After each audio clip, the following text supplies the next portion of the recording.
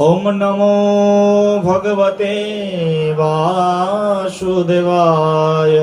बोलो सबाई।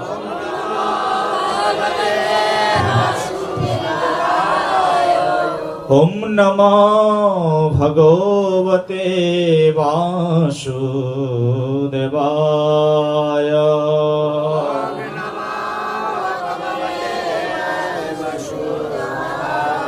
ओम नमो भगवते वासुदेवाय।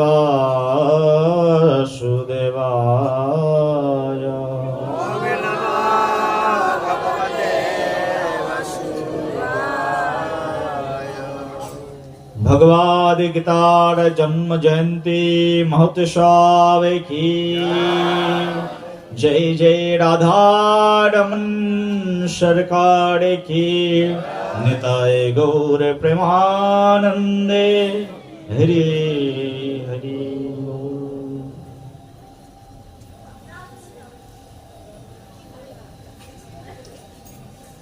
মক্ষদা একাদশীর পুত পবিত্র পূর্ণ তিথিতে ভগবদ গীতার জন্ম জয়ন্তীর উৎসবে আজকে আমরা চাঁদপাড়া গৌরাঙ্গ বিহার আয়োজিত এই মহতি অনুষ্ঠানে আমরা সকলে সমাগত হয়েছি। সবাই একবার বলো রাধে রাধে। প্রেম ছে বলো। ভগবদ গীতার জন্ম জয়ন্তী উৎসবকে কেন্দ্র করে আমাদের 3 দিন যাবত এই ভগবদ গীতার তত্ত্ব রসামৃত কথার মহা আয়োজন। আজ সেই আয়োজনের দ্বিতীয় দিনে আমরা উপনীত হয়েছি ভগবান শ্রীকৃষ্ণচন্দ্রের অমৃতময় মধুর বাণী শ্রবণ করবার জন্য।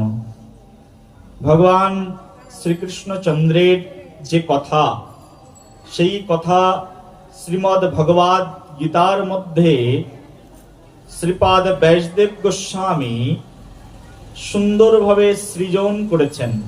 কথামৃতের সৃজন ভগবান শ্রীকৃষ্ণচন্দ্রের দিব্য চরিত্র লীলাকে ব্যাসদেব গোস্বামীপাদ যেখানে সৃজন করেছেন, শৃঙ্গার করেছেন, সেটি হচ্ছে ভাগবত মহাপুরাণ। ভগবান শ্রীকৃষ্ণচন্দ্রের অমৃতময় বাণীকে ব্যাসদেব গোস্বামী যেখানে শৃঙ্গার করে রেখেছেন, সেটির নাম হচ্ছে এই ভগবদ গীতা। বলো ভগবদ গীতা কি। ঠিক আজকের এই দিনে আমরা এই যে মক্ষদা একাদশী পুত পবিত্র তিথিতে আমরা আজ এই ভগবদ গীতার জন্ম জয়ন্তী উৎসবে এখানে উপনীত হয়েছি ভগবান শ্রীকৃষ্ণচন্দ্রের অমৃতময় কথা শ্রবণ করবার জন্য। ঠিক আজকের এই দিনে 5160 বছর পূর্বে ভগবান শ্রীকৃষ্ণচন্দ্র কুরুক্ষেত্র নামক একটি স্থানে রণভূমিতে দাঁড়িয়ে, যেখানে যুদ্ধ চলছে, আর সেই যুদ্ধক্ষেত্রের মধ্যে দাঁড়িয়ে এই ভগবান শ্রীকৃষ্ণ অমৃতময় বাণী অর্জুনকে শ্রবণ করিয়েছিলেন। ঠিক আজকের এই দিনেই শ্রবণ করিয়েছিলেন। মাত্র 40 মিনিট শ্রবণ করিয়েছিলেন। সেই 40 মিনিটের শ্রবণ উৎসব মহাভারতের মধ্যে বর্ণনা করা রয়েছে। মহাভারতের ভীষ্ম পর্ব বলে একটি পর্ব রয়েছে, যে পর্বের মধ্যে 25 থেকে 42তম অধ্যায় পর্যন্ত যে কথোপকথন হয়েছে, আর সেটাই হচ্ছে এই ভগবদ গীতা। ভগবদ গীতা মহাভারতেরই একটি অংশ। মহাভারতের 25 অধ্যায় থেকে 42 অধ্যায় পর্যন্ত ভগবান শ্রীকৃষ্ণচন্দ্র এই দিব্য অমৃত ধারা তিনি তার মুখ দিয়ে ব্যক্ত করেছেন। আর ভগবান শ্রীকৃষ্ণচন্দ্রের সেই মুখামৃত ধারাকে ব্যাসদেব গোস্বামী সুন্দর করে সৃজন করে একটা গ্রন্থে রূপান্তরিত করে দিয়েছেন, যে গ্রন্থের নাম হচ্ছে কৃষ্ণের কথামৃত গ্রন্থ। কৃষ্ণের কথা, কৃষ্ণের মুখের কথা যে গ্রন্থের মধ্যে আছে সেই গ্রন্থের নাম কি? সবাই বলুন কি? ভগবদ গীতা। এই ভগবদ গীতার পুরো নাম হচ্ছে শ্রীমদ ভগবদ গীতা। কি নাম বললাম? জোরে বলো। এই ভগবদ গীতার পুরো নাম হচ্ছে শ্রীমদ ভগবদ গীতা। এই শ্রীমদ ভগবদ গীতা শব্দটাকে আমরা একটু বিশ্লেষণ করি। শ্রীমদ লিখতে গেলে প্রথমে যে শব্দটি লিখতে হয় সেই শব্দটির নাম কি? মায়েরা বলো, কি নাম? শ্রীমদ ভগবদ গীতা লিখতে প্রথম যে শব্দটি আসে সেটি কি? শ্রী। যে অক্ষরটি প্রথমে আসে সেটি হচ্ছে শ্রী। আমরা আজকে কিসের জন্ম জয়ন্তী পালন করছি? শ্রীমদ ভগবদ গীতার জন্ম জয়ন্তী। এই শ্রীমদ ভগবদ গীতার প্রথম যে অক্ষরটি, সেই অক্ষরটির নাম হচ্ছে শ্রী। কি নাম? শ্রী। ওই যে প্রথমে জিজ্ঞাসা করলাম, সবাই প্রেমছে বলো, আরো জোরে। ভগবদ গীতার মধ্যে রাধারানীর নাম আছে? কোথায় আছে? এই যে শ্রী। ভগবদ গীতার প্রথমটাই রাধারানীর নাম দিয়ে শুরু হয়েছে, তাই প্রেমছে বলো। এই শ্রীমতের শ্রী যে শব্দটি, এই শ্রী শব্দের অর্থই হচ্ছে শ্রীমতী রাধারানী। প্রেমছে বলো, আরো জোরে। বৃন্দাবনেশ্বরী শ্রীমতী রাধারানী কি। শ্রীমদ ভগবদ গীতার প্রথমটি শ্রীমতী রাধারানীর নাম অনুসারে শুরু হলো। কখনো শুনেছো যে ভগবান কৃষ্ণের নামের আগে রাধা নাম যুক্ত হয়নি? এমন কোন জায়গা আছে? কৃষ্ণ যদি বলা হয় কৃষ্ণ পূর্ণ নয়। কৃষ্ণের নামের আগে অবশ্যই একটি শব্দ থাকবে, আর সেটি হচ্ছে শ্রীকৃষ্ণ। কৃষ্ণের নামের আগে যখন শ্রী লাগানো হচ্ছে, এই শ্রী শব্দের অর্থ হচ্ছে আমার প্রেমময়ী রাধা ঠাকুরানী। বলো রাধে রাধে। যখনই বলা হয় কৃষ্ণ রাধা বলা হয়, নাকি বলা হয় রাধা কৃষ্ণ? আগে রাধা, তারপরে কৃষ্ণ। ভগবান তার ভক্তকে কোথায় রেখেছেন? ভগবান তার ভক্তকে মস্তকের ভূষণ বানিয়ে রেখেছেন। সর্বাগ্রে ভগবানের ভক্তের নাম, তারপরে ভগবানের নাম। আগে রাধা, তারপরে কৃষ্ণ। রাধা কৃষ্ণ। প্রথমে রাধা, তারপরে গোবিন্দ, হয়ে গেল রাধা গোবিন্দ। প্রথমে রাধা, তারপরে মাধব, হয়ে গেল রাধা মাধব। প্রথমে রাধা, তারপরে শ্যাম সুন্দর, হয়ে গেল রাধা শ্যাম সুন্দর। বলো রাধা শ্যাম সুন্দর প্রভু কে। প্রথমে শ্রী, তারপরে মদ, তারপরে গীতা, ভগবদ গীতা। তার মানে আগে রাধারানী, তারপরে এই ভগবদ গীতার পুণ্যময়ী ভগবান শ্রীকৃষ্ণচন্দ্র। প্রেম সে বলো, আরো জোরে। ভগবদ গীতার মধ্যেই রাধারানীর নাম রয়েছে, কিন্তু আমরা আস্বাদনের চোখ থাকা চাই। আস্বাদনের জন্য বিশুদ্ধ হৃদয় থাকা চাই। আস্বাদনের জন্য ভাবনা থাকা চাই। শ্রীমদ ভাগবত মহাপুরাণের মধ্যে রাধারানীর নাম দিয়েই শুরু হয়েছে। শ্রীমদ ভাগবতম মহাপুরাণম। এই যে ভাগবত মহাপুরাণ, তার আগে যে শ্রীমদ শব্দটি যুক্ত করা রয়েছে, এটি হচ্ছে শ্রীমতী রাধারানীর অমৃতময় প্রসাদ। এই জগতে কোন কথাই প্রসাদ রূপে বিবেচিত হয় না যতক্ষণ পর্যন্ত সেটি শ্রীমতী রাধারানীর নিজস্ব অনুমোদন না থাকে। যদি রাধারানী কোনো কিছুকে অনুমোদন না করেন, সেই বস্তু কখনো কোনোদিনের জন্য প্রসাদ হতে পারে না। প্রেম চে বলো। একটা আপেল নিয়ে বললে, হে প্রভু, হে কৃষ্ণ, আমি তোমার জন্য একটা আপেল এনেছি, তুমি গ্রহণ করো। রাধারানীকে বাদ দিয়ে কৃষ্ণ সেবার মানসিকতা, এটা একেবারে হীন মানসিকতা ছাড়া আর কিছু নয়। রাধারানীকে বাদ দিয়ে কখনো কৃষ্ণ সেবা সম্ভবই নয়। যদি কেউ এই জগতে রাধারানীর সেবাকে বাদ দিয়ে শুধু মনে করে যে আমি কৃষ্ণের সেবা করব, রাধা শব্দকে উচ্চারণ করব না, শুধু কৃষ্ণ শব্দ জপে যাব, সেই ব্যক্তির মতো পাষণ্ড এই জগতে আর কেউ নেই, আর কেউ কখনো কোনো দিনের জন্য হতেই পারে না। প্রেম চে বলো, আরো জোরে, আরো জোরে। ভগবান শ্রীকৃষ্ণচন্দ্রের এই দিব্য নাম, ভগবান শ্রীকৃষ্ণচন্দ্রের মধুর বচন এই ভগবদ গীতার মধ্যেই বর্ণনা করা রয়েছে। আর খুব সুন্দরভাবে শৃঙ্গার করেছেন, সাজিয়েছেন। কে সাজিয়েছেন? ব্যাসদেব গোস্বামী পাদ ভগবদ গীতার মধ্যে ভগবান শ্রীকৃষ্ণের কথাকে সাজিয়েছেন। ভগবান শ্রীকৃষ্ণের লীলাকে, চরিত্রকে ব্যাসদেব গোস্বামী ভাগবত মহাপুরাণের মধ্যে সাজিয়েছেন। এই যে ভগবদ গীতার মধ্যে ভগবান শ্রীকৃষ্ণের বাণীকে ব্যাসদেব গোস্বামী সাজিয়েছেন, এই ভগবদ গীতার মধ্যে রয়েছে কতটি শ্লোক? 700টি শ্লোক রয়েছে। কতটি শ্লোক রয়েছে?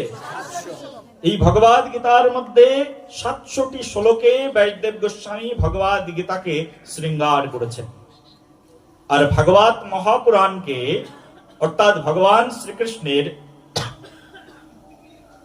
লীলা চরিত যেখানে বর্ণনা করা রয়েছে, সেই ভগবান শ্রীকৃষ্ণের লীলা চরিতকে ভাগবত মহাপুরাণের মধ্যে ব্যাসদেব গোস্বামী 18,000 শ্লোকের মধ্যে সাজিয়েছেন। ভগবান শ্রীকৃষ্ণচন্দ্র এই ভগবদ গীতার মধ্যে যে অমৃতময় বচন প্রদান করেছেন, তার মধ্যে প্রথম শ্লোকটি শুরু করেছেন যিনি, তার নাম হচ্ছে, কি বলতে পারেন কেউ? ধৃতরাষ্ট্র প্রথম শুরু করেছেন, প্রথম কথাটি শুরু করেছেন ধৃতরাষ্ট্র। প্রথমে ভগবান শ্রীমদ ভগবদ গীতার প্রথম সূচনাটি যার হাত ধরে হয়েছে, যার মাধ্যম দিয়ে হয়েছে, তিনি হচ্ছেন ধৃতরাষ্ট্র। ধৃতরাষ্ট্র কি ছিলেন? অন্ধ ছিলেন। অন্ধ ব্যক্তি প্রশ্ন করছেন ভগবদ গীতার প্রথম অধ্যায় বিষাদ যোগ। ভগবদ গীতার প্রথম অধ্যায়ের নাম বিষাদ যোগ। ভগবদ গীতা দুঃখ দিয়ে শুরু হয়েছে, মানুষের জীবনও দুঃখ দিয়ে শুরু হয়। প্রেম সে বলো। ভগবদ গীতার প্রথম অধ্যায় দুঃখ দিয়ে শুরু হলো, বিষাদ যোগ। বিষাদ যুগের প্রথম শ্লোকটি অন্ধ ধৃতরাষ্ট্র বলছেন। কি বলছেন? ধর্মক্ষেত্রে কুরুক্ষেত্রে সমবেতা যুযুৎসবঃ মমকা পাণ্ডবশ্চৈব কিম কুর্বতো সঞ্জয়া। ভগবদ গীতার প্রথম শ্লোকটি ধৃতরাষ্ট্র বলে দিলেন। ধৃতরাষ্ট্র বলছেন জগৎ জীবের জন্য। ধৃতরাষ্ট্রের জীবনী অনেক বড় শিক্ষা রয়েছে ভগবদ গীতায়। ধৃতরাষ্ট্র প্রথম শ্লোকে বলছেন ধর্মক্ষেত্রে কুরুক্ষেত্রে সমবেত যুৎসবঃ। ধর্মক্ষেত্র নামক স্থান, তার আরেকটি নাম হচ্ছে কুরুক্ষেত্র। এই কুরুক্ষেত্র ধর্মক্ষেত্রে আমার পুত্র আর পাণ্ডুর পুত্ররা মিলিত হয়ে কি করছে আমাকে শ্রবণ করা। যাকে বলছেন তিনি হচ্ছেন সঞ্জয়।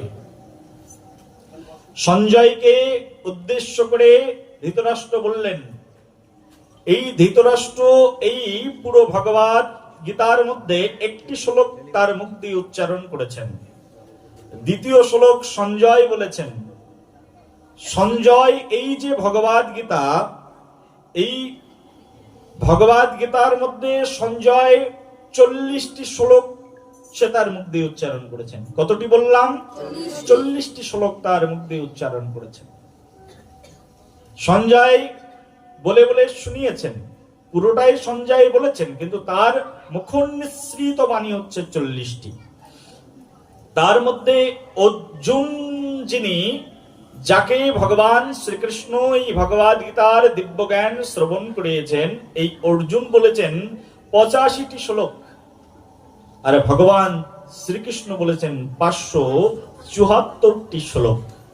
এই টোটাল ভগবদ গীতায় শ্লোক সংখ্যা হচ্ছে 700টি শ্লোক। ভগবদ গীতার এই যে 700 শ্লোক, এই ভগবদ গীতাকে আস্বাদন করতে গেলে 3টি বিষয়ে ভগবদ গীতাকে আস্বাদন করতে হয়। ভগবদ গীতাকে 3 ভাগে ভাগ করা হয়েছে। ভগবদ গীতার মূল রসতত্ত্ব ধারাকে 3 ভাগে আস্বাদন করা হয়েছে। তার মধ্যে ভগবদ গীতার 1 থেকে 6 অধ্যায়, 18টা অধ্যায় আছে টোটাল ভগবদ গীতায়। তার মধ্যে 1 থেকে 6 অধ্যায়কে বলা হচ্ছে কর্ম শতক। ভগবদ গীতার মাঝখানের যে 6 অধ্যায়, এই মাঝখানের 6 অধ্যায়কে বলা হয়েছে ভক্তি শতক। আর ভগবদ গীতার শেষের যে 6 অধ্যায়, এই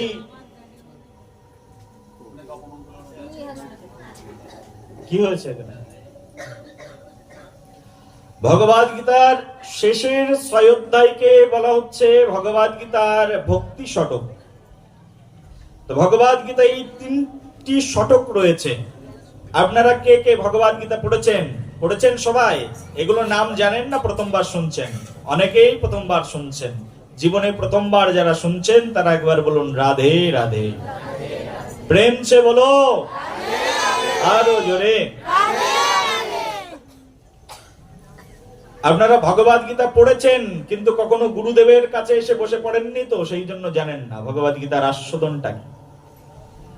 আমাদের এখান থেকে ভগবদ গীতার কোর্স চলছে আমাদের গৌরাঙ্গ বিহারে। প্রতি বুধবার চাঁদপাড়া গৌরাঙ্গ বিহার মন্দির, এখানে ভগবদ গীতার কোর্স শুরু হয়েছে। আপনারা যাবেন বিকাল 4টা থেকে, ওখানে গীতা ক্লাস হয়। 5টা থেকে গীতা ক্লাস হয়। দেবীপুরে আমাদের বিধান প্রভুর বাড়িতে প্রত্যেক মঙ্গলবারে দেবীপুর বাস স্ট্যান্ডে, এখানে প্রত্যেক মঙ্গলবার বিকাল 5টা থেকে ভগবদ গীতার কোর্স করানো হয়। আপনাদের যদি শিখতে ইচ্ছা হয়, ভগবদ গীতা শ্রবণের জন্য, শিখবার জন্য অবশ্যই আসবেন। খবরদার, টাকা লাগবে না। প্রেম সে বলো আরো জোরে। ভগবান শ্রীকৃষ্ণ চন্দ্রের মধুর বচন এই ভগবদ গীতা 3টি শতকে বিভক্ত হয়েছে। ভগবদ গীতার মধ্যে কটি বিষয় আছে কেউ বলতে পারেন? ঈশ্বর, জীব, প্রকৃতি, কাল, কর্ম। কটা হলো? ভগবদ গীতায় এই 5টি বিষয়ের উপরে আলোচনা করা রয়েছে। পরমেশ্বর ভগবান শ্রীকৃষ্ণ চন্দ্রের দিব্য কথা এই 5টি বিষয়ের উপরে আলোচিত হয়েছে। ভগবদ গীতায় অর্জুন ভগবান শ্রীকৃষ্ণের কাছ থেকে এই ভগবদ গীতার দিব্য যে তত্ত্ব রসামৃত রস অর্জুন আস্বাদন করেছেন প্রভু ভগবান শ্রীকৃষ্ণের কাছ থেকে। আমাদের এই ভগবদ গীতার যে মাহাত্ম্য কথা আছে, সেই মাহাত্ম্য কথার মধ্যে বর্ণনা করা রয়েছে যে ভগবান শ্রীকৃষ্ণের এই যে কথা, এই কথাকে অর্জুন কিভাবে আস্বাদন করেছেন। তো বলছেন সর্ব উপনিষদ গাবদুগ্ধা। সমগ্র উপনিষদকে বলা হচ্ছে গাবদুগ্ধা, গাভীর সঙ্গে তুলনা করা হয়েছে। সর্ব উপনিষদ গাবদুগ্ধা গোপাল নন্দন পার্থ বৎস সুধীর ভক্তাং দুগ্ধাম গীতামৃতম মহত। মাহাত্ম্য কথায় বর্ণনা করা আছে সমগ্র উপনিষদটি হচ্ছে একটা গাভীর মতো, আর সেই গাভীকে যিনি দহন করছেন গোপাল নন্দন, তিনি হচ্ছেন সাক্ষাৎ ভগবান শ্রীকৃষ্ণ। আর সেই গাভীর দুধকে যিনি পান করছেন, আর তিনি হচ্ছেন অর্জুন মহাশয়, অর্জুন সুধীর। আচ্ছা বলুন তো, একজন গাভী তৈরি করেছেন, অর্থাৎ গাভীকে একজন জন্ম দিয়েছেন, আর একজন গাভীর দুগ্ধ দহন করছেন, আর একজন গাভীর দুধ পান করছেন, এই তিনজনের মধ্যে শ্রেষ্ঠ কে? কি মনে হয়?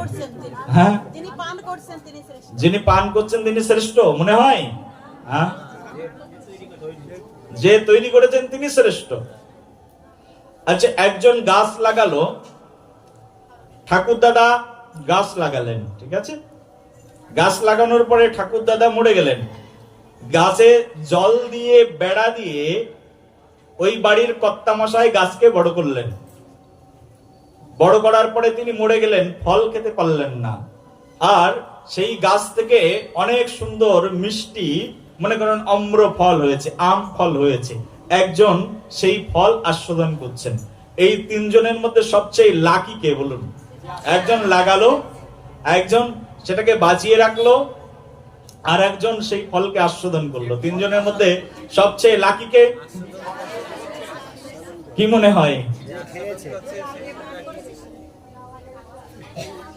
প্রকৃতপক্ষে সৌভাগ্যবান তাকেই বলা হবে ওই গাছের ফলকে যিনি আস্বাদন করেছেন। স্বয়ং ভগবান নিজে গাভীটিকে প্রস্তুত করে দিয়েছেন। সমগ্র উপনিষদকে বলা হচ্ছে গাবদগ্ধা। আর ভগবান শ্রীকৃষ্ণ নিজে দহন করছেন কার জন্য?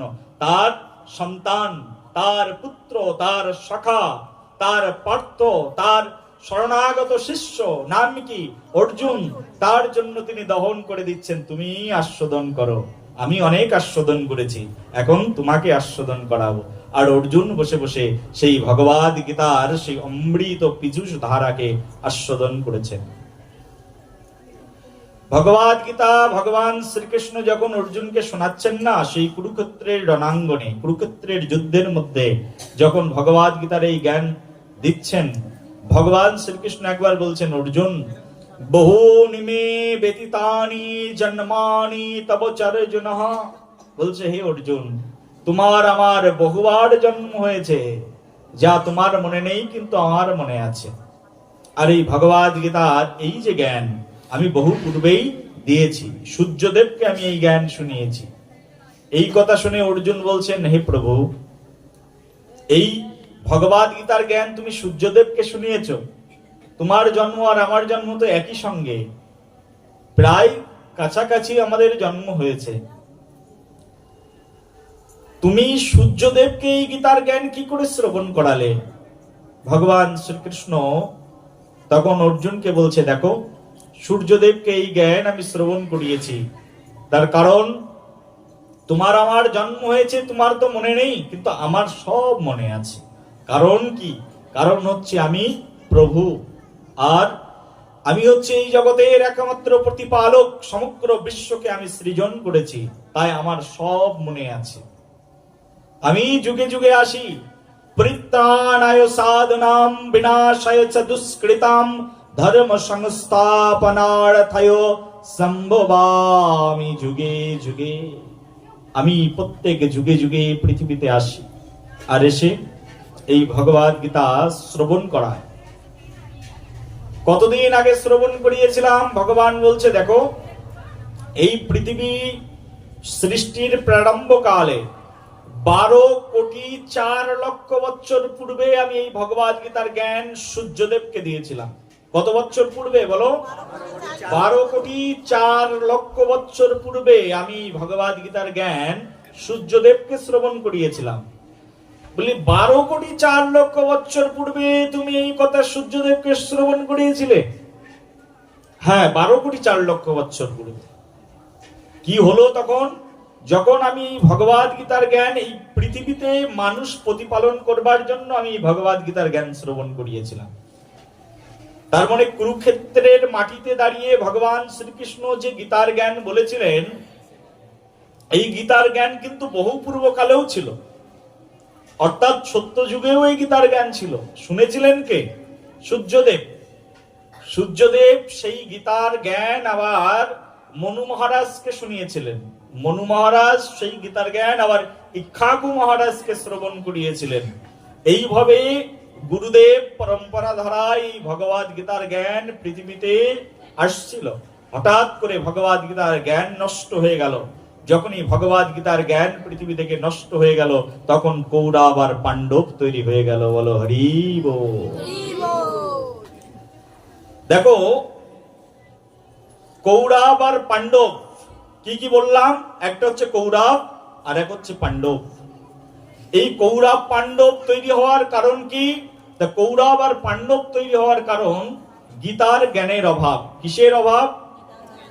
বহু পূর্বকাল থেকে গীতার জ্ঞান এই পৃথিবীতে ছিল, ভারত ভূমিতে ছিল, কিন্তু যখনই এই পৃথিবীতে ভারত ভূমিতে গীতার জ্ঞানের অভাব হলো, তখনই দুইটি পক্ষ তৈরি হলো। এক বাড়ির মধ্যেই কোন্দল শুরু হয়ে গেল। একই গোষ্ঠীর মধ্যে, একই বংশের মধ্যে 5 ভাই আলাদা দল আর 100 ভাই আলাদা দল। প্রেম সে বলো আরো জোরে। তোমার পরিবারের মধ্যে কৌরব পাণ্ডব তৈরি হয়ে যেতে পারে, যদি তোমার পরিবারের মধ্যে গীতার জ্ঞান না থাকে। প্রেম সে বলো। কৌরব পাণ্ডব সেই যুগে হয়েছিল, এটা আমাদের শিক্ষা দেওয়ার জন্য। দেখো, বর্তমান যুগে প্রত্যেকের বাড়িতে বাড়িতে কৌরব পাণ্ডবের যুদ্ধ লেগে যায়, হয় কিনা? এক বাড়িতে 2 ভাই, বাবা 2 ভাইকে জন্ম দিয়ে রেখেছেন, 2 ভাইয়ের মধ্যে কৌরব পাণ্ডবদের যুদ্ধ লাগে কিনা? ভাইয়ে ভাইয়ে, এখন এক পরিবারের মধ্যে ভাইয়ে ভাইয়ে কৌরব পাণ্ডবদের যুদ্ধ লেগে যায়। 3টে বোন আছে, 2টো ভাই আছে। 2 বোন এক ভাইয়ের দল করছে, আর এক বোন আর এক ভাইয়ের দল করছে। শুরু হয়ে গেল কৌরব পাণ্ডবের যুদ্ধ, ঘরের মধ্যেই কৌরব পাণ্ডবের যুদ্ধ। কারণটা কি? কারণটা হচ্ছে এই যে ভগবদ গীতার জ্ঞান তাদের মধ্যে বিদ্যমান নেই। যদি ভগবদ গীতার জ্ঞান না থাকবে, তখনই রণক্ষেত্র তৈরি হয়ে যাবে। এই সমাজের মধ্যে রণক্ষেত্র তৈরি হয়ে যাচ্ছে, বিভিন্ন বিভিন্ন স্থানে আমরা দেখতে পাচ্ছি। মন্দির কমিটির মধ্যেই রণক্ষেত্র দেখতে পাই। দুর্গাপূজার মণ্ডপ, গত বছর একই জায়গায় একই ক্লাবের মধ্যে দুর্গাপুজো হয়েছিল একটা, এখন একই ক্লাবের মধ্যে একই ক্লাবের জমিকে 2 ভাগে ভাগ করা হয়েছে। এখন একই ক্লাবে একটা বড় তাঁবু টানিয়ে মাঝখান থেকে ভাগ করে দিয়ে 2টো দুর্গাপুজো হচ্ছে। কারণ কি? সেখানে কৌরব পাণ্ডব তৈরি হয়ে গেছে। প্রেম সে বলো। কৌরব পাণ্ডব সেই যুগে ছিল, এখন নেই এমনটি নয়। সেই যুগে যেমন কৌরব পাণ্ডব ছিল, এই যুগেও কৌরব পাণ্ডব রয়েছে। বরঞ্চ এই কলিযুগে কৌরব পাণ্ডব আরো বেশি রয়েছে। বর্তমান যুগে কৌরব আর পাণ্ডবদের অভাব নেই। একদল ভালো মন্তব্য করবে তো আর একদল খারাপ মন্তব্য করবে, আর এই নিয়ে এই সমাজ চলছে। পরমেশ্বর ভগবান শ্রীকৃষ্ণচন্দ্র এই ভগবদ গীতার মধ্য দিয়ে শিক্ষা প্রদান করেছেন। ধৃতরাষ্ট্র ছিল অন্ধ। ধৃতরাষ্ট্র কেমন ছিল? অন্ধ। অন্ধ ধৃতরাষ্ট্র পুরো পরিবারকে পরিচালনা করছেন, অন্ধ ধৃতরাষ্ট্র। দেখো ভগবদ গীতা কতটা প্র্যাকটিক্যাল, প্রত্যেকটা মানুষের সঙ্গে কেমন ভাবে জড়িত রয়েছে। ভগবদ গীতা এমনই দর্শন, প্রত্যেকটি মানুষের জীবনের সঙ্গে অঙ্গাঙ্গিক ভাবে জড়িত। জন্মান্ধ ধৃতরাষ্ট্র কৌরবদের কি পিতা এবং এই পাণ্ডবদেরও আশ্রয়দাতা বটে, কিন্তু আশ্রয়দাতা হলেও তার চোখটা কেমন আছে? চোখটা অন্ধ আছে। ধৃতরাষ্ট্রকে বলা হয় এক জন্ম অন্ধ, আর দ্বিতীয় ধৃতরাষ্ট্রের আরেকটি তার উপাধি রয়েছে, সেটা হচ্ছে জন্ম অন্ধ, আর একটা কি অন্ধ? ধর্মান্ধ। দুটোই ধৃতরাষ্ট্র। এক তো জন্ম থেকে অন্ধ, চোখে দেখতে পারে না, আর দ্বিতীয় হচ্ছে সে হৃদয় থেকে ধর্ম অন্ধ একজন ব্যক্তি। কতটা অন্ধ ব্যক্তি, নিজের ভাইয়ের পুত্রদেরকে নিজের পুত্র বলে মনে করতে পারছে না। নিজের ভাইদের নাম দিয়ে দিল পাণ্ডব, পাণ্ডুপুত্র। বলছে ধর্মক্ষেত্রে কুরুক্ষেত্রে সমবেত যুৎসবঃ মামকা পাণ্ডবশ্চৈব কিম কুর্বত সঞ্জয়। আমার পুত্র আর পাণ্ডুর পুত্ররা কি করছে আমাকে বুঝিয়ে বলো। দুটো গ্রুপ বানিয়ে দিয়েছেন, একটা পাণ্ডবের গ্রুপ, তার মানে সেটা আমার নয়, আমার পুত্র, আর আমার ভাইয়ের পুত্র বলছে না, বলছে পাণ্ডবের পুত্রগণ কি করছে বলো। এই জগতে তখনই দ্বন্দ্ব শুরু হয়ে যায় যখন সমগ্র জগৎকে আমি আমার করে না নিতে পারি। তোমার মনের মধ্যে দ্বন্দ্ব তখনই শুরু হয়ে যাবে জগৎকে যখন তুমি আমার করে না ভাববে। যখন এই জগতে আত্মকেন্দ্রিকতা চলে আসবে, এই জগতের মধ্যে মানুষ যখন নিজেরটাকেই বড় বলে মনে করবে, তখনই মানব জীবনে মহা মহা সংকট শুরু হয়ে যাবে। মানব জীবনে সবচেয়ে বড় সংকটের কারণ, কেউ বলে আমার স্বামী, কেউ বলে আমার পুত্র, আমার সংসার। এই আমার বস্তুগুলো আমার কাছে খুব আপন, কিন্তু এই জগৎ বস্তুটা, দেশ বস্তুটা আমার কাছে আপন নয়। কিন্তু পূর্বকালে পুরো ভারত ভূমিকেই সবাই আপন বলে মনে করতেন। ভারত মাকে সকালবেলায় উঠেই মুনি ঋষিরা ভারত মাতাকে প্রণাম করতেন, বসুন্ধরা মাতাকে প্রণাম করতেন। আমার মা আমার কাছে আপন, কিন্তু বসুন্ধরা মা আমার কাছে আপন নয়। এটাই হচ্ছে এই জগতের সবচেয়ে চরম দুঃসংবাদ। আমাদের এই জগতে যুদ্ধ বিগ্রহ হওয়ার কারণ হচ্ছে এটি। আপনারা কেউ সকালে ঘুম থেকে উঠে ভূমি দেবতাকে প্রণাম করেন না? এরকম মাথা নিচু করে ভূমি দেবতাকে কেউ প্রণাম করেছেন? কিন্তু আপনার ঠাকুর দাদা, তার ঠাকুর দাদা, তার ঠাকুর দাদা তারা করতেন, কিন্তু আপনারা করেন না। এই সংস্কার নেই, কারণ ছোটবেলা থেকে শিখিনি। আর এখন তো কলিযুগ, আর শিখবও না। দেখুন, পূর্বকালে মুনি ঋষিরা সকাল হলেই ঘুম থেকে উঠে মাটিতে পা দেওয়ার আগে মাটিতে প্রণাম করতেন, কারণ যে মাটিতে আমি দাঁড়িয়ে আছি সেই মাটিটা আমাদের, আমার, সেটাও আমার সম্পদ, আমার বলে মনে করে সেই মাটি মা, মাটি হচ্ছে মা, বসুন্ধরা মা, বসুন্ধরা মাকে প্রণাম নিবেদন করতেন। সকালবেলায় উঠে পূর্বকালের মুনি ঋষিরা যখন স্নান করতে যেতেন, স্নান করে তারা সূর্য দেবতাকে প্রণাম করতেন। আপনি কখনো করেন নাকি সূর্য দেবতাকে প্রণাম? আমাদের সেই সংস্কৃতি এখন আর নেই। আমরা শুধু নিজেদেরকেই আপন বলে মনে করি। বসুন্ধরা মা আপন নয়, গাভীকে শাস্ত্র বলছে গাভী হচ্ছে আমাদের 7 জন মায়ের একজন অন্যতম মা। কি মা? গাভী মাতা। গাভী মাতার প্রতি আপনার কোনো প্রীতি আছে নাকি? নিজের মায়ের প্রতি প্রীতি আছে। তাও কলিযুগে যত আরো কলিযুগ গাঢ় হবে, তত নিজের মায়ের প্রতি প্রীতিও কমে যাবে। আমার মা, যার পেট থেকে জন্ম নিয়েছি আমি তাকেই খাওয়াবো, কিন্তু গাভী মাতাকে খাওয়াবো না। আমার মাকে যদি কেউ বিক্রি করে দেয় তাহলে তখন আমার গায়ে লাগে, কিন্তু একজন গাভী মাতাকে যখন বিক্রি করে দেওয়া হয় তখন আমার গায়ে লাগে না, কারণ আমি গাভীকে মা বলেই মনে করি না। প্রেম সে বলো আরো জোরে। কোন সংস্কৃতিতে দাঁড়িয়ে আছি চিন্তা করুন। আমাদের শাস্ত্রে 7 জন মায়ের কথা উল্লেখ করা রয়েছে, তার মধ্যে একজন অন্যতম মা হচ্ছে আমাদের এই গাভী মাতা।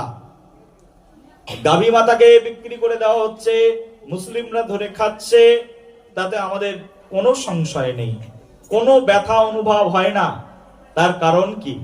আমরা হিন্দু হলেও কি হবে, আমরা ওই রকম ধৃতরাষ্ট্রের মতো ধর্ম অন্ধ এবং জন্ম অন্ধ দুটো হয়েই জন্মগ্রহণ করেছি। বলো রাধে রাধে। আমাদের অবস্থা ধৃতরাষ্ট্রের মতো। ধৃতরাষ্ট্র যেমন চোখে দেখে না, হৃদয়ের মধ্যে ধর্মকে উপলব্ধি করে না, আমাদের উপলব্ধিটাও তেমন হয়েছে। আমরা আমাদের সনাতন ধর্মকে টিকিয়ে রাখবার জন্য, সনাতন ধর্মকে বাঁচিয়ে রাখবার জন্য আমাদের কোনো চিন্তাই নেই। আপনারা দেখবেন পাশে যদি কোনো মুসলিম সম্প্রদায় থাকে, এরকম উইন্টার সিজনে তারা এরকম ধর্মসভার আয়োজন করে। আমরা এখানে গীতা জয়ন্তী উৎসব করছি, মাত্র বাইরে 4টে মাইক লাগানো হয়েছে। আর একজন মুসলিম যদি এরকম ধর্ম সম্মেলন করে, সে একটা অনুষ্ঠানে অন্তত 50টা মাইক লাগায়, হ্যাঁ কি না বলুন? প্রেম সে বলো, 50টা মাইক লাগায়। আমরা এখানে সারা গ্রাম নিমন্ত্রণ করেছি, গীতা জয়ন্তীর উৎসব, ভগবদ গীতার কথা হবে, শুনতে আসবে। অল্প কিছু মানুষ এখানে ভগবত কথা শ্রবণ করতে এসেছেন, তার মধ্যে মায়েরাই ম্যাক্সিমাম, কোনো পুরুষ ছেলের সময় নেই। পুরুষ ছেলেরা কি করছে? তো পুরুষ ছেলেরা এখন এই মুহূর্তে হয় চায়ের দোকানে বসে আড্ডা দিচ্ছে, না হলে তাস খেলে তার সময়কে অতিবাহিত করছে। এই হচ্ছে আমরা হিন্দু। কিন্তু একজন মুসলিম সম্মেলনে সেখানে মায়েরা প্রবেশ করতে পারে না, হাজার হাজার পুরুষ সেখানে গিয়ে গর্জন করে ওঠে। এই হচ্ছে তাদের ধর্ম। চিন্তা করুন, তারা তাদের ধর্মকে বাঁচিয়ে রাখবার জন্য কেমন হুঙ্কার, কেমন গর্জন করছে। আর আমরা আমাদের সনাতন ধর্মের জন্য সামান্য একটু ত্যাগ স্বীকার করার মন মানসিকতাও পর্যন্ত আমাদের নেই। আজকে সারা বিশ্বের সবচেয়ে যেটি আজকে বেশি প্রয়োজন, সেটি হচ্ছে এই হিন্দু জাগরণের প্রয়োজন। প্রত্যেক হিন্দু অধিবাসীদেরকে জেগে ওঠার প্রয়োজন, ভগবদ গীতার দর্শনকে জানা প্রয়োজন। প্রেম সে বলো, আরো জোরে এমন করে বলো যেন রাধারানী সেই বৃন্দাবন থেকে শুনতে পায়। সবাই প্রেম সে বলো।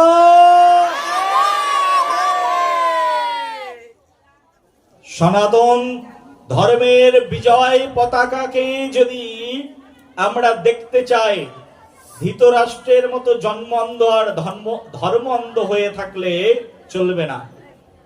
আরেকটা বিষয় দেখুন, ধৃতরাষ্ট্র তো সমগ্র পরিবারের মাথা, কর্তাকে ধৃতরাষ্ট্র, সমগ্র পরিবারের কর্তা ধৃতরাষ্ট্র, জন্ম অন্ধ আর ধর্ম অন্ধ। আর ধৃতরাষ্ট্রের সঙ্গে যিনি অবস্থান গ্রহণ করছেন, নাম কি কেউ বলতে পারবেন? ধৃতরাষ্ট্রের স্ত্রীর নাম কি? গান্ধারী মাতা। এই গান্ধারী মাতা তিনি ধৃতরাষ্ট্রের সহধর্মিণী, তার মানে ধৃতরাষ্ট্রের ধর্ম পালনে সাহায্য করছেন। কি নাম বললাম? গান্ধারী মাতা। এই মাতা গান্ধারী, তার চোখের উপরে আবার পর্দা দেওয়া রয়েছে। কি দেওয়া রয়েছে? চোখের উপরে আবার একটা পর্দা লাগানো আছে। কারণটা কি? কি শিখাচ্ছে ভগবদ গীতা, কি শিখাচ্ছে মহাভারত আমাদেরকে? কতটুকু মহাভারত, কতটুকু গীতাকে আমরা আস্বাদন করতে পাচ্ছি? স্বয়ং ভগবান এই ভগবদ গীতার মধ্যে এমন শিক্ষা দিয়েছেন, যদি এই ভগবদ গীতার শুধু ভগবদ গীতার উপরে যে ছবিটা দেওয়া আছে না, এই ছবিটাকে নিয়ে যদি রিসার্চ করি, পুরো জীবন কেটে যাবে, এর ভিতরে প্রবেশ করারই সুযোগ পাবো না। প্রেম সে বলো। ধৃতরাষ্ট্র সমগ্র কৌরব পাণ্ডবদের কর্তা, কৌরবদের পিতা তিনি, সমগ্র রাজ্যের রাজা তিনি। তার মানে তিনি হচ্ছেন মাতা, হেড অফ দ্য ডিপার্টমেন্ট। কিন্তু বলা হচ্ছে, এক পরিবারের মধ্যে স্বামী যদি হেড অফ দ্য ডিপার্টমেন্ট থাকে, তাহলে সেই স্বামীর একজন বুদ্ধিদাতা মন্ত্রী থাকে। আর এক পরিবারের মধ্যে স্বামী যদি হেড অফ দ্য ডিপার্টমেন্ট হয়, তাহলে তার বুদ্ধিদাতা কে হবে? তার বুদ্ধিদাতা হবে তার স্ত্রী। কিন্তু যিনি বুদ্ধি দেবেন, যিনি বুদ্ধি যোগাবেন, যিনি মন্ত্রী হবেন, তার চোখে পটি বাঁধা, তিনি নিজেই চোখে কিছু দেখতে পান না। প্রেম সে বলো। ভগবদ গীতার কি অমৃতময় শিক্ষা! ধৃতরাষ্ট্র নিজে সমগ্র হস্তিনাপুর, সমগ্র ভারতকে পরিচালনা করছেন, চক্রবর্তী রাজা, তো সমগ্র ভারতকে তিনি পরিচালনা করছেন, মোদী সরকারের মতো রাজা। বুঝতে পারছেন তো? তার মধ্যে ছোট ছোট অঙ্গরাজ্য আছে, যেমন আমাদের পশ্চিমবঙ্গ, ওড়িশা, বিহার। এত বড় একজন রাজা সমগ্র ভারতকে পরিচালনা করছেন। তো সমগ্র ভারতের পরিচালনাকারী রাজা চোখে দেখেন না। আবার দ্বিতীয়ত হচ্ছে, তিনি নিজে ধর্মের জ্ঞান তার ভিতরে বিন্দু পরিমাণে নেই। যারা তার আশ্রিত আছে, তাদের সঙ্গে যুদ্ধ করে দিলেন, যুদ্ধ বাঁধিয়ে দিলেন। অধর্ম কেমন ভাবে শুরু হয়েছে দেখুন। যারা তার আশ্রিত, পাণ্ডবরা তার আশ্রিত, তার ভ্রাতা মৃত্যুবরণ করেছেন। ভাই মরে যাওয়ার পরে তার ভ্রাতুষ্পুত্ররা কার তত্ত্বাবধানে রয়েছে? ধৃতরাষ্ট্রের তত্ত্বাবধানে রয়েছে। কিন্তু ধৃতরাষ্ট্র আশ্রিতদের উপরে এমন অত্যাচার শুরু করে দিলেন তার পুত্ররা, যে ধৃতরাষ্ট্র চোখ বুজে সব সহ্য করছেন। চোখ বুঝাই তো আছে, সহ্য করেই যাচ্ছেন। আর ঠেকানোর মতো কেউ নেই, মন্ত্রণা দেওয়ার মতো কেউ নেই। যিনি স্ত্রী রয়েছেন, তার সহধর্মিণী রয়েছেন, তার চোখে আবার পটি বাঁধা রয়েছে। এটাই হচ্ছে এই জগতের সবচেয়ে বড় সমস্যা। দেখুন, আপনার পরিবারে আপনার স্বামীকে আপনি ধৃতরাষ্ট্র মনে করুন, আর আপনি নিজেকে গান্ধারী মাতা মনে করুন। দেখুন, আপনার পরিবারের মধ্যেও কোনো পার্থক্য নেই। হয়তো আপনি দেখছেন যে আপনার স্বামী, তার দুটো চোখ আছে। কই, আমার স্বামীর তো দুটো চোখ আছে, দেখতে পায়। কিন্তু ধৃতরাষ্ট্র তো দেখতে পেতেন না। কিন্তু প্রকৃতপক্ষে আপনার স্বামী দেখতে পায় না। আপনার স্বামীর শুধু চোখ দুটো খোলা আছে বটে, কিন্তু তার হৃদয়ের দর্পণটি খোলা নেই। কারণ আপনার স্বামী ভগবান শ্রীকৃষ্ণের ভজন করেন না। আপনার স্বামী এই জগৎ মাতাকে সম্মান করেন না, ভারত মাতাকে সম্মান করেন না। কি করে আপনার স্বামী একজন উন্মুক্ত পুরুষ হতে পারে? চোখে কি করে দেখতে পারে? যে ব্যক্তির চৈতন্যবোধ নেই, সেই ব্যক্তি কিভাবে সমগ্র জগতের শ্রেষ্ঠ জন হতে পারে? একজন পত্নী এমনই একজন স্বামীকে, এমনই একজন পতিকে চয়ন করেন, যিনি নিজে স্বাবলম্বী হবেন, সবকিছুতে তার শ্রেষ্ঠত্ব থাকবে। একজন পুরুষের শ্রেষ্ঠত্ব তখনই বাড়ে যখন তিনি কৃষ্ণ ভজন করেন। একজন পুরুষের শ্রেষ্ঠত্ব তখনই সূচিত হয় যখন তিনি ভগবান শ্রীকৃষ্ণের জন্য নিজের জীবনকে উৎসর্গ করে দেন। একজন পুরুষ যদি কোটি কোটি টাকা ইনকাম করে, বর্তমান সমাজ এমন হয়েছে, আমার কাছে অনেক ভক্তরা আসে যে আমার মেয়েটাকে একটু বিয়ে দিয়ে দেবেন। আপনি তো সারা দেশ বিদেশ ঘুরে ঘুরে পাঠ করেন, প্রবচন দেন, কত ছেলে মেয়ে জানা আছে, আমার মেয়েটাকে বিয়ে দিতে হবে, একটা ছেলে দেখে দিন। কেমন ছেলে চাই? না, অবশ্যই সরকারি চাকরিজীবী চাই। রেলের সার্ভিস হলে খুব ভালো, না হলে স্কুল সার্ভিস হলে আরো বেশি ভালো। কিছু না কিছু একটা চাই, গভর্নমেন্ট সার্ভিস চাই। চিন্তা করুন, এই মায়েরা কেমন করে তার চোখের উপরে গান্ধারীর মতো পটি বেঁধে বসে আছে। ছেলে মেয়েকে বিয়ে দেবে, কেমন ছেলে চাই? সরকারি চাকরিজীবী চাই। ছেলেকে বিয়ে দেবে তো কেমন মেয়ে চাই? তা সুন্দরী মেয়ে চাই, স্মার্ট, কথা বলতে হবে, টিকটক করতে জানতে হবে, মাঝে মধ্যে মোবাইল নিয়ে নাচতে জানতে হবে। এগুলো যোগ্যতা থাকলেই হবে। কোন যুগে এসে আমরা অবস্থান গ্রহণ করছি তাহলে চিন্তা করো। প্রেম সে বলো আরো জোরে।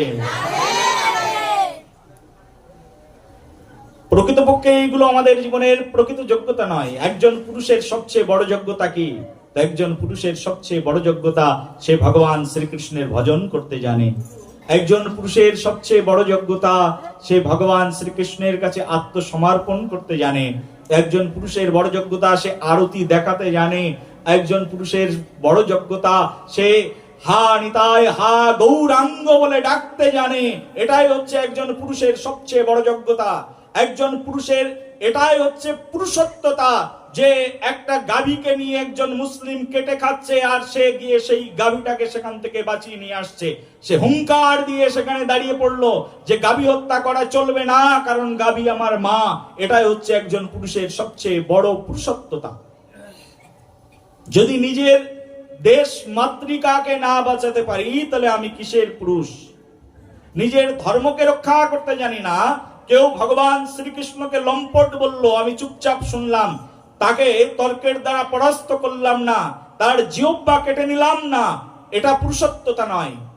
বলা হচ্ছে যেখানে কৃষ্ণের বদনাম হবে, যেখানে ভগবান শ্রীকৃষ্ণকে কেউ ছোট করে দেখবে, যিনি আমার প্রভু, যিনি যার চরণে লক্ষ লক্ষ আচার্যগণ, লক্ষ লক্ষ মানুষগণ, আমার পূর্বপুরুষগণ যার চরণে মাথা ঠেকিয়ে গেছেন, সেই প্রভুকে কেউ অপবাদ দিচ্ছে, তার জিহ্বা কেটে নেওয়া উচিত, তাকে শাসন করা উচিত।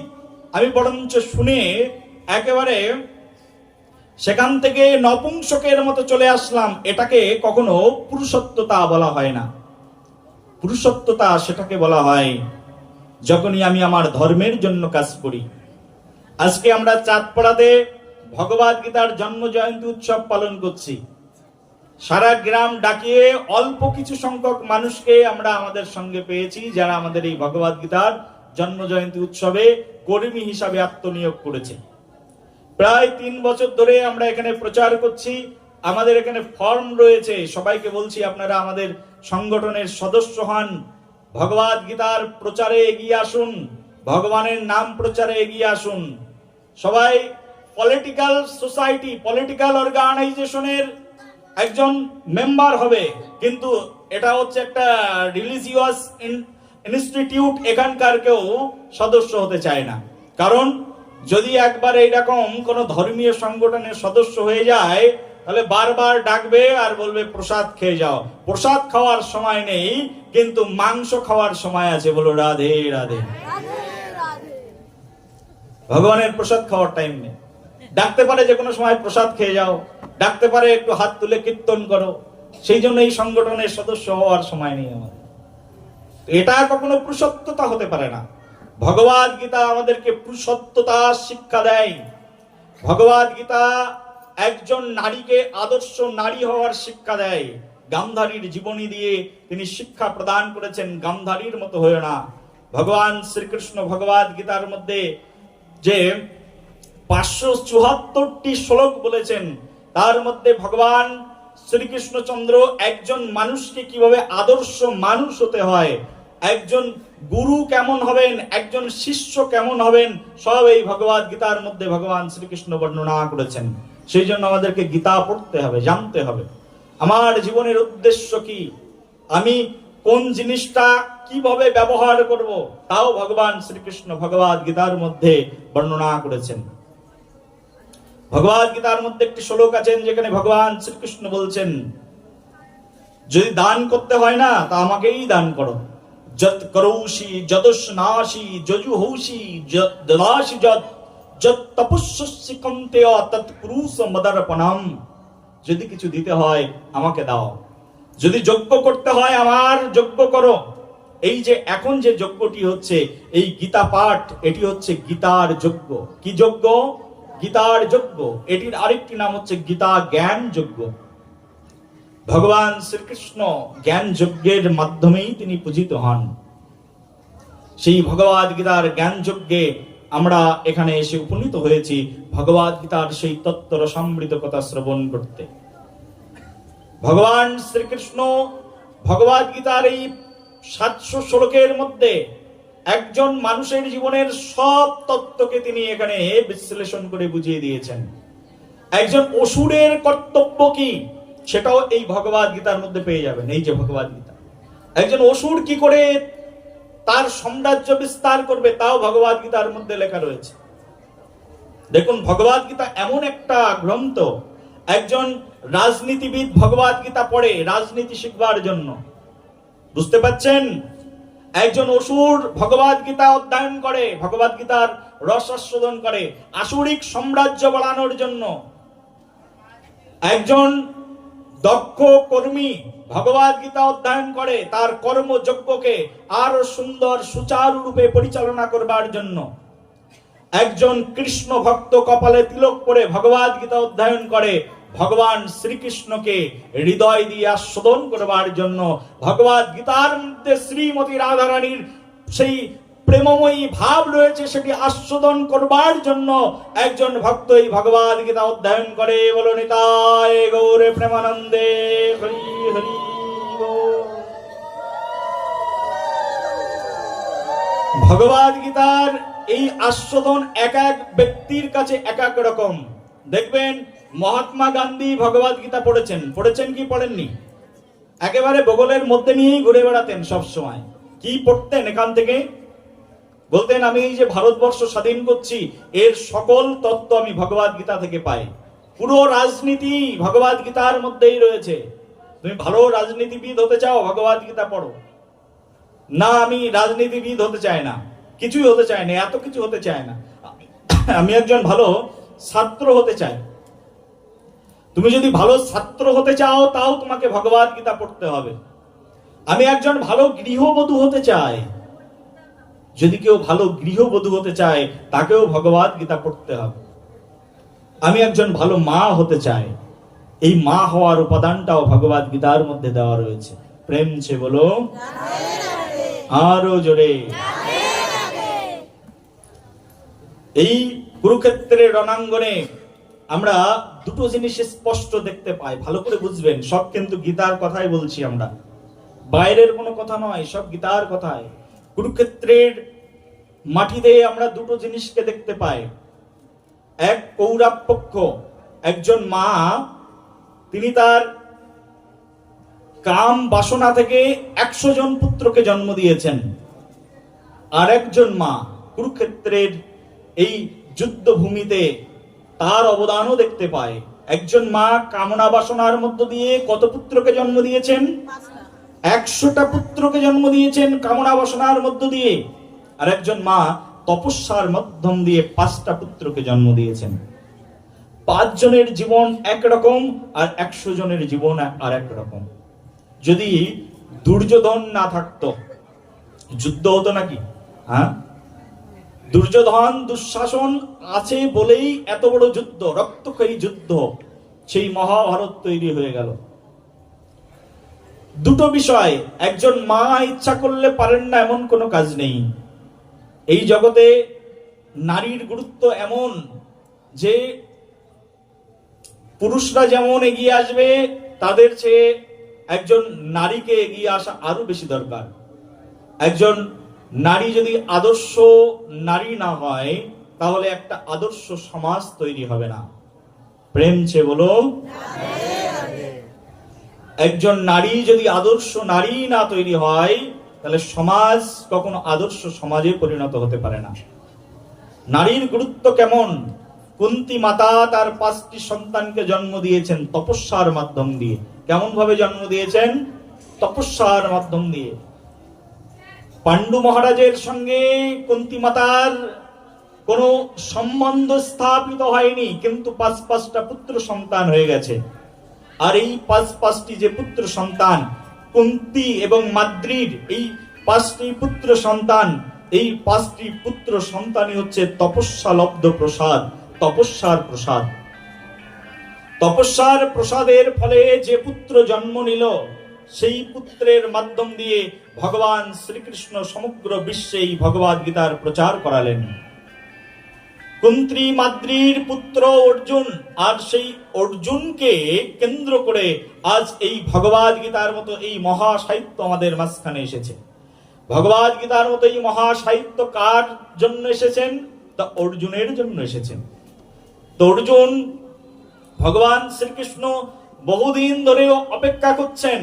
ভগবান শ্রীকৃষ্ণ তো সেই মথুরায় কংসের কারাগারে জন্মগ্রহণ করেছেন, বৃন্দাবনে অবস্থান গ্রহণ করেছেন, মথুরাতে পড়াশোনা করেছেন, দ্বারকাতে এসে রাজা হয়েছেন, অপেক্ষা করছেন কবে আমি অমৃতময় প্রসাদ দেব। কিন্তু প্রসাদ যে দেব, প্রসাদ নেওয়ার মতো পাত্র খুঁজে পাচ্ছিলেন না। আজকে একটি পাত্র পেয়েছেন, যে পাত্রের নাম হচ্ছে অর্জুন সুধীর। অর্জুন সুধীরকে বলছেন, অর্জুন তুমি পাত্র হয়ে যাও, আর আমি প্রসাদ তোমাকে প্রদান করতে থাকি, তুমি সেই প্রসাদ গ্রহণ করো। অর্জুন বসে বসে সেই অমৃতময় প্রসাদ গ্রহণ করছেন। কেমন ভাবে? ভগবান শ্রীকৃষ্ণ সেই অমৃতময় ভগবদ গীতার তত্ত্ব রসামৃত কথা অর্জুনকে শ্রবণ করাচ্ছেন। এই অর্জুনকে প্রস্তুত করে দিয়েছেন কে? তার মাই প্রস্তুত করে দিয়েছেন। একজন মা ইচ্ছা করলে তার সন্তানকে যুধিষ্ঠির বানাতে পারে, অর্জুন বানাতে পারে। একজন মা ইচ্ছা করলে তার সন্তানকে দুর্যোধন এবং দুঃশাসনও বানাতে পারে। এখানে সবচেয়ে বড় অবদান যার, সেটি হচ্ছে একটা মায়ের অবদান সবচেয়ে বড়। সেই জন্য বলা হচ্ছে, নারী যদি সতী হয়, সে তার পতিকে পর্যন্ত মহা মহা বিপদ থেকে বাঁচিয়ে আনতে পারে। দেখুন, নারীর সতীত্বকে সর্বশ্রেষ্ঠ বর্ণনা করা হয়েছে আমাদের পুরো ভাগবত শাস্ত্রে বলা হচ্ছে নারীর অবদান এতটা, নারী একটা সমাজকে সংগঠিত করে দিতে পারে এবং নারী একজন স্বামীকে পর্যন্ত বাঁচিয়ে রাখতে পারে। আপনারা জানেন, যদি আপনারা ভাগবত কথা, শাস্ত্র কথা শ্রবণ করবেন, আপনারা শঙ্খচূড়ের নাম শুনেছেন কেউ? শঙ্খচূড় দৈত্য কে নাম শুনেছেন? নাম শুনে থাকলে বলো রাধে রাধে। এই শঙ্খচূড় দত্ত অসুর ছিলেন, এত বড় অসুর ছিলেন, বারবার দেবতাদেরকে পরাস্ত করে স্বর্গ থেকে বিতাড়িত করে দেয়। কতবার স্বর্গ থেকে বিতাড়িত হয়ে যায়, ব্রহ্মাকে পর্যন্ত যন্ত্রণা প্রদান করে। যিনি সৃষ্টি করেছেন সমগ্র পৃথিবীটাকে, সেই ব্রহ্মাকে পর্যন্ত যন্ত্রণা প্রদান করছেন শঙ্খচূড়। এমনকি ভগবান এতটাই ভগবত বিদ্বেষী যে ভগবানের সঙ্গে পর্যন্ত ছল করছেন শঙ্খচূড় দত্ত। সবাই মিলে ভাবছেন শঙ্খচূড়কে যতবার যুদ্ধে আহ্বান করি, যতবার যুদ্ধ হয়, ততবার শঙ্খচূড় বিজয়ী হয়ে ফিরে যায়। কি এমন শক্তি আছে? দেবতারা পাচ্ছেন না, বড় বড় মুনিরা পাচ্ছেন না শঙ্খচূড়কে হারাতে। সবাই মুনি ঋষিরা সবাই মিলে ধ্যান করে দেখলেন এই শঙ্খচূড়ের প্রকৃত কোনো শক্তি নেই, তার সকল শক্তি লুকানো আছে তার স্ত্রীর কাছে। কার কাছে লুকানো আছে? তার স্ত্রীর কাছে লুকানো আছে। তার স্ত্রী এমনই একজন সতী রমণী, যখনই যুদ্ধ করতে বেরায়, যখনই ঘর থেকে বেরায়, তার সতী সদ্য স্ত্রী অহল্যা দেবী একেবারে হাত জোর করে ভগবানের কাছে প্রার্থনা করে বলে, হে ভগবান, আমার স্বামী বেরিয়ে যাচ্ছে, কৃপা করে তুমি তাকে সংরক্ষণ করো, তাকে সুন্দরভাবে আমার গৃহে ফিরিয়ে দাও। বারবার যখন তার সেই সতী স্ত্রী প্রার্থনা করে, তার সেই সতী স্ত্রীর প্রার্থনায় দেবতারা বারবার হেরে তাদের রাজ্য খইয়ে সেখান থেকে চলে যায়। একদিনের জন্য তার পরাজয় হয় না। তার সেই বিজয়কে, যিনি সদা সর্বক্ষণের জন্য তার বিজয় রথকে যিনি স্টাবলিশ করে রেখেছিলেন, প্রতিষ্ঠিত করে রেখেছিলেন, তিনি কে? তিনি হচ্ছেন তার স্ত্রী, সতী। স্ত্রী যদি সতী হয়, স্বামী মহা অসুর, অসুর থেকে আরো বেশি কিছু, কিন্তু কোন অসুরের ঘরে যদি একজন সতী সাধ্বী রমণী তার স্ত্রী হয়ে তার ঘরের মধ্যে অবস্থান গ্রহণ করে, তাহলে তার কি শক্তি হয় আপনারা চিন্তা করে দেখুন। এটাই হচ্ছে আমাদের মহাপুরাণ, এটাই আমাদের শাস্ত্র, এটাই আমাদের সনাতন দর্শন। স্ত্রী জাতির কত বড় গুরুত্ব রয়েছে। বহু পূর্বেই রাবণ নিহত হয়ে যেত। যতবার রাবণ যেখানে যেখানে যুদ্ধ করেন, তার সতী সাধ্বী স্ত্রী ততবার তার জন্য প্রার্থনা করেন যে আমার পতি যেন বিজয়ী হয়ে ফিরে আসে।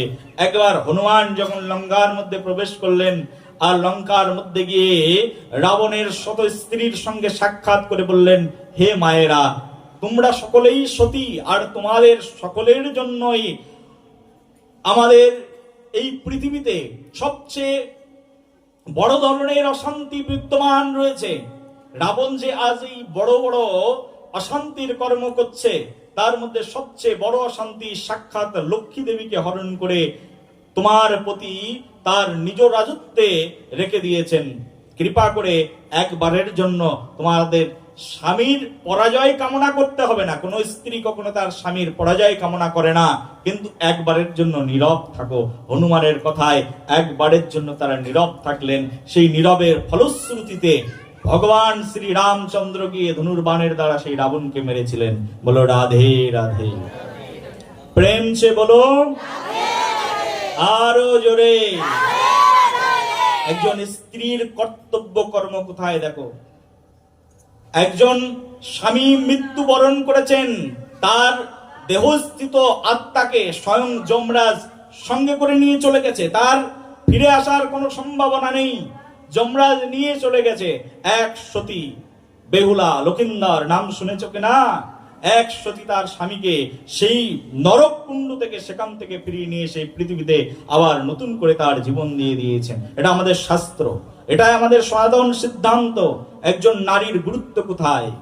প্রেম সে বলো আরো জোরে। একজন স্ত্রীকে, একজন নারীকে এমন ভাবে প্রস্তুত হতে হবে, একজন স্ত্রীকে এমন ভাবে কঠোর ভাবে সংগ্রাম করতে হবে যেন তিনি তার সকল সতীত্বকে ফিরিয়ে আনতে পারেন।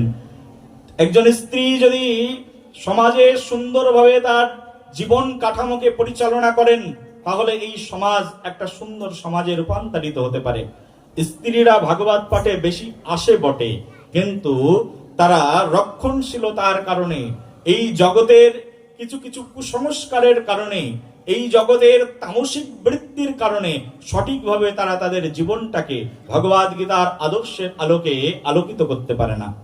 সেই জন্য এখানে যত মায়েরা আজকে অবস্থান গ্রহণ করছেন, সকলের চরণে মুহুর মুহুর প্রণাম নিবেদন করে আমি এই মিনতি করছি, আপনারা এমন একজন নারীতে পরিণত হন, এই পুরো চাঁদপাড়ার সমাজ যেন সংগঠিত হয়ে যায়, সমগ্র বিশ্ব যেন সংগঠিত হয়ে যায়, আপনাদের হুঙ্কারে যেন সমগ্র পৃথিবীতে আবার নতুন করে নব নব অভ্যুত্থানের নব জোয়ার সৃজিত হয়। আপনারা তেমন ভাবে প্রস্তুত হয়ে যান। আপনাদের সতীত্বের তেজকে জগৎ জীবের মাঝখানে দেখিয়ে দিন, আপনার স্বামীর মঙ্গল হয়ে যাবে, আপনার সন্তানের মঙ্গল হয়ে যাবে। সবচেয়ে বড় দুঃখের কথা, আপনারা স্ত্রী জাতি, আপনাদের যেটি কর্তব্য, আপনারা সেই কর্তব্যই ভুলে গেছেন। আর সেই কর্তব্য কর্ম এই ভগবদ গীতার মধ্যেই বর্ণনা করা আছে। এই ভগবদ গীতার মধ্যেই বর্ণনা করা আছে একজন স্ত্রীর কর্তব্য কি। একজন স্ত্রী সবার আগে সংসারে ঘুম থেকে উঠবেন, আর সবার শেষে সংসারের মধ্যে ঘুম পড়তে যাবেন, আর সারাদিন তিনি সংসারের মধ্যে কাজ করতে থাকবেন। এখন একজন স্ত্রীর জন্য দাস রাখা হয়, দাসী রাখা হয়। স্ত্রী এসি ঘরের মধ্যে পায়ের পরে পা তুলে দিয়ে টেলিভিশন দেখে, সিরিয়াল দেখে, আর তার স্বামী এসে তাকে সাপোর্ট করে।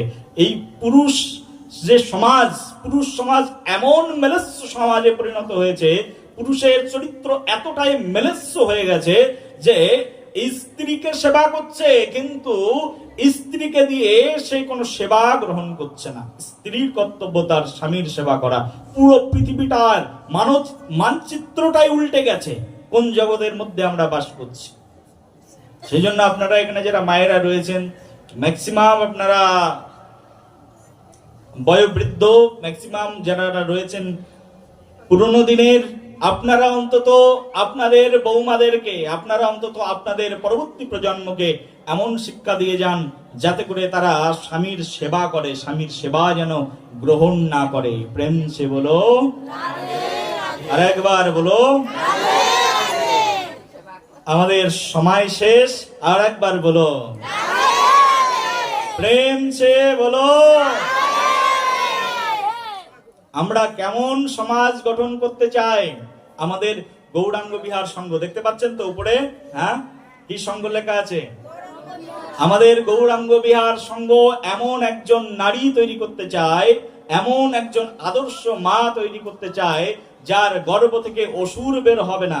প্রত্যেকের গর্ভ থেকে এক একটা অসুর বের হয়ে যাচ্ছে, আর সেই অসুরটা যখন একজন মায়ের পেট থেকে বের হচ্ছে, বের হতে না হতেই দেখবেন এখনকার যুগের ছেলে মেয়েদের হাতে মোবাইল ফোন দিলে আর কিছুই লাগে না, কারণ মা মোবাইল ফোন দেখতে দেখতে এই ছেলেকে জন্ম দিয়েছে। জন্ম হতে না হতেই আই লাভ ইউ বলা শিখে যাচ্ছে। এমন সন্তান আমরা চাই না। আমরা এমন একটি সমাজ চাই যে সমাজের মধ্যে নারীরা আদর্শ চরিত্রের হবে, আর তার স্বামীরা সমগ্র বিশ্বে পুরুষত্বের মাধ্যম দিয়ে তার বিজয় রথকে এগিয়ে নিয়ে যাবে। সবাই বলো আরেকবার, আরো জোরে।